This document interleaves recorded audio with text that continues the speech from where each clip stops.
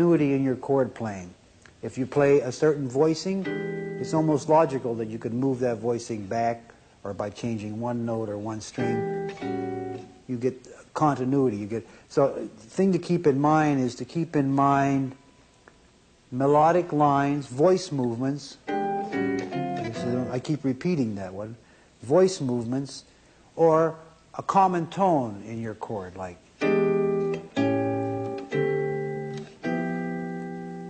E, A, D, G, always with the G on the top, or E, A flat. That one you can leave out. Or E, or a B flat 13th, or a E 7th raised 9 flat 5, A 7 flat 9, D 7th raised 9, G 7 raised 9.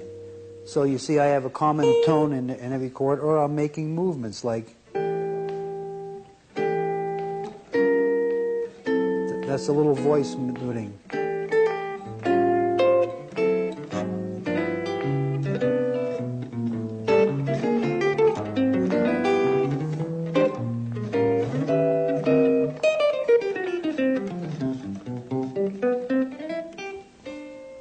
Anyway, so let me once review what I was trying to talk about. I was talking about 1-6-2-5 pattern, very simple pattern, and talking about substitutions. One of the substitutions is to add color tones to your 1-6-2-5 pattern, which would be adding 9ths and 13ths, which would be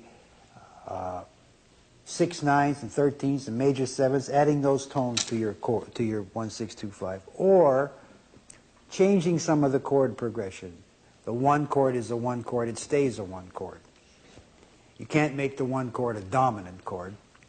In other words, you can't make it a C 7th in this case. But you can make the 1 chord an E 7th raised 9. Now you can't make it a 9th, because how does this sound? That's what we're starting with now. You can't say, I'm going to make this. It doesn't seem to sound right, but how does this sound? Pretty close, because we have a tone, we have some of the tones in the 1 chord are included in the E 7th chord. But if you make it a 9th or a 13th, you're losing. That has nothing to do with, listen to the root. Let me see if I can do this.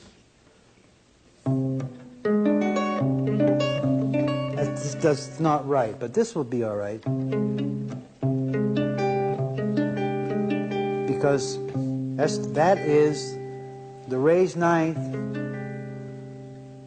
of E, the C. Now, of course, you don't want to play this chord because it's a dumb chord. You have to watch when you buy books that have 10,000 chords in them, I think. Because 9,000 chords are theoretically correct, but not really usable in the kind of playing we're talking about, which is if you want to play jazz pieces like Green Dolphin Street or Body and Soul in it. Theoretically, they're all correct. For instance, this chord here is called, in some books, G7 flat 9, with the flat 9 in the root, in the bass. Now, if I'm playing and you play that for a flat 9 G7 for me, I don't want it, because it's not, it doesn't sound like, it sounds to me like a diminish.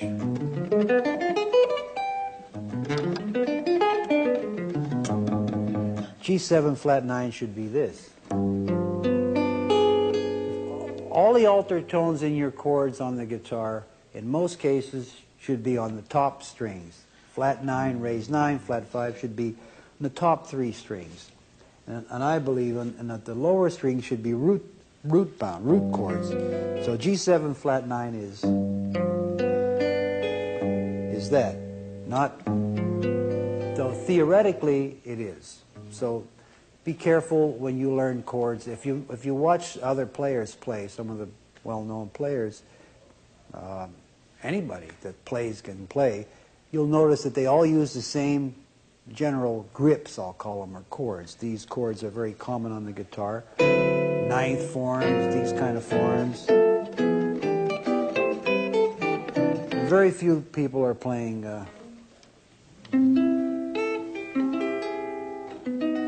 real difficult things.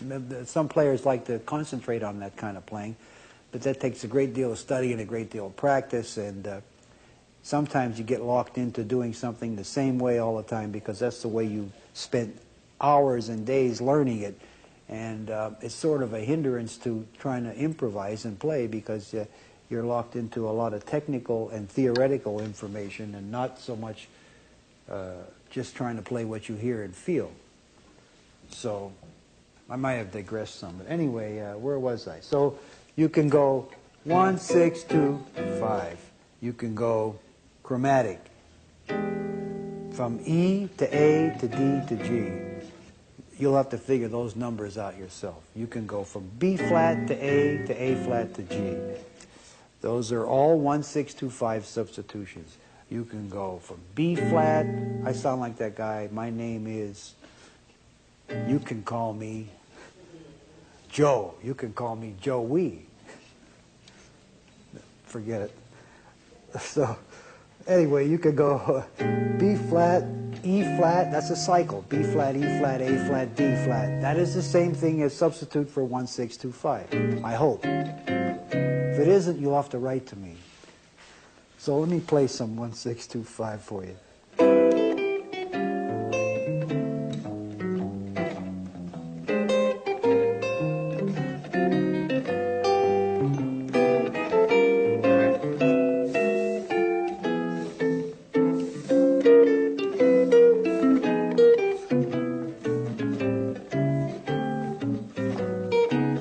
Don't ask me what that is.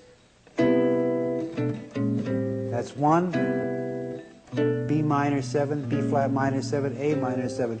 Just a little movement. You can always move on the guitar chromatically into the chords that you want. In other words, you can go like this. Or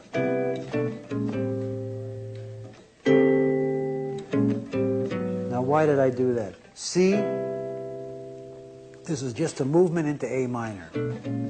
Just a movement.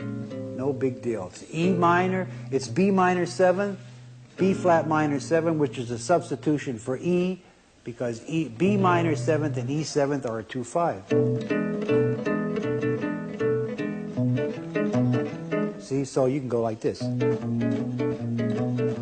It's a flat 5 principle. You can move back and forth. But I'm going to A minor, so I go. So now I'm on A minor, which is the 1, which is the 6th chord. Then I don't do anything. I go to the 5 chord. Now I do, since I went like this, in my mind, my ear says, why can't I go?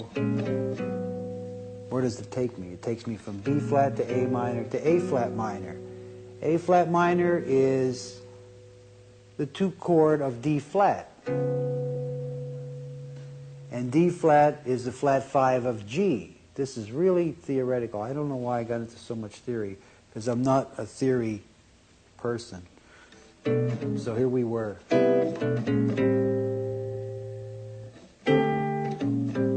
But A flat minor, as I said, is the 2 of D flat.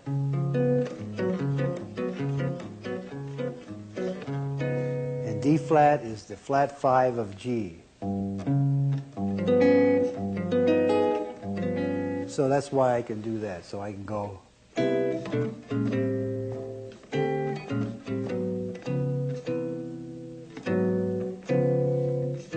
See, A flat, D flat, B, C major 7. Or A flat minor, G7, C major 7. So you see, it's all relative. So those are some movements on 1, 6, 2, 5. And what you want to keep in mind is, if you use a certain kind of a chord form, think about using it several times. Move it chromatically. Anyway, if you use this form, just think about moving it to A. You don't have to make any big movements, and you have some a moving line, and you have nice voicing, and it works. And if you ask the question, like, what if other players are not playing those chords? Or how will it sound if I'm playing with a piano player?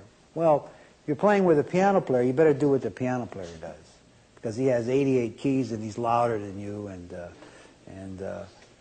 I always defer to the piano player because either they're louder and bigger.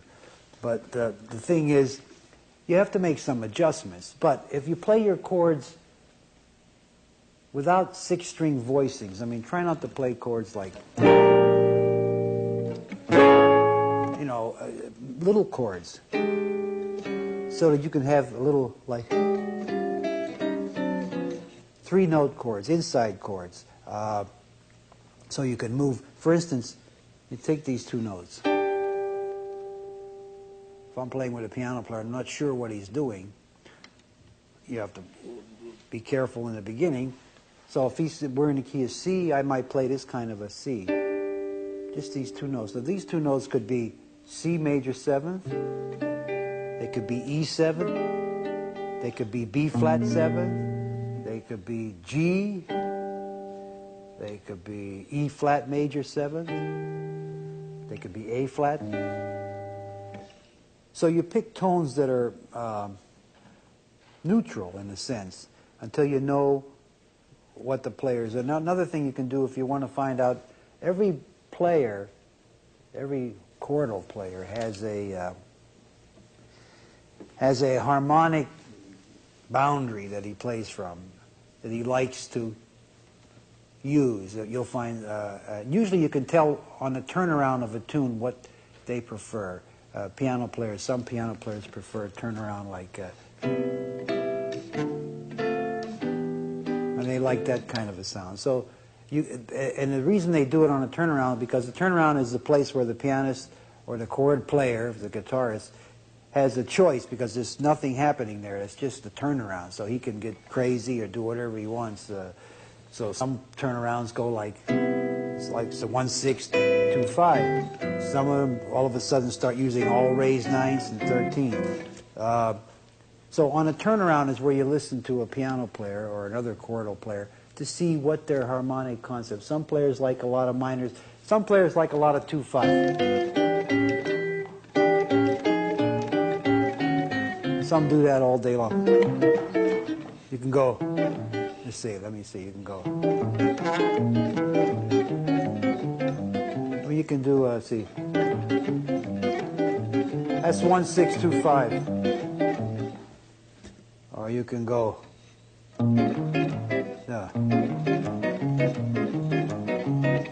That's related to 1-6-2-5 in a kind of a way.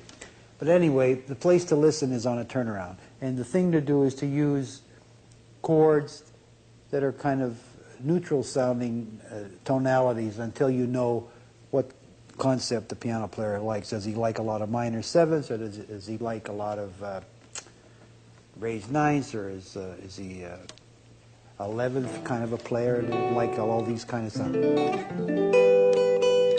But that's digressing again to some other subject. So much for the 1-6-2-5. By the way, the point is that if you use substitute chords on your chord pattern we just talked about, like raised 9s and flat 9s and raised 5s and so forth, that also means that you could use those kind of melodic lines when you're playing. So you don't have to go.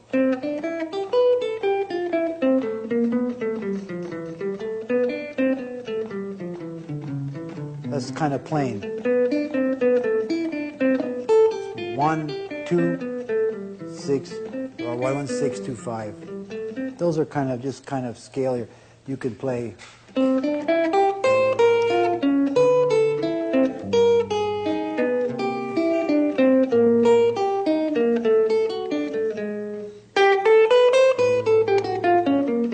That's your 6.